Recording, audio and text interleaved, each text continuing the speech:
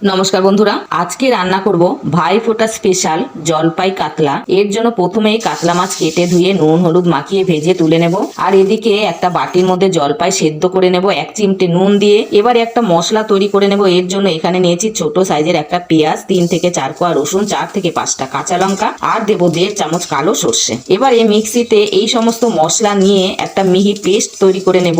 যে পরিমাণে মাছ নিতে হবে ঠিক সেই পরিমাণে মশলা বাড়িয়ে অথবা কমিয়ে নিতে হবে। এরপর ওই মাছ ভাজা তেলের মধ্যে দিয়ে দেবো শুকনো লঙ্কা আর 5 ফোড়ন, একটু নাড়াচাড়া করে দিয়ে দেবো লম্বা করে কেটে ধুয়ে রাখা আলু, আর দেবো সামান্য নুন হলুদ। ভালোভাবে লাল করে ভেজে নেব। এরপর দিয়ে দেবো পেস্ট করে রাখা মশলা, মাঝারি আঁচে খুব ভালো করে কষিয়ে নেব। এরপর দিয়ে দেবো আন্দাজ মতো নুন আর হলুদ। এরপর দেবো সেদ্ধ জলপাইয়ের পেস্ট, কম আঁচে ভালো করে কষিয়ে নেব তেল ছেড়ে আসা পর্যন্ত।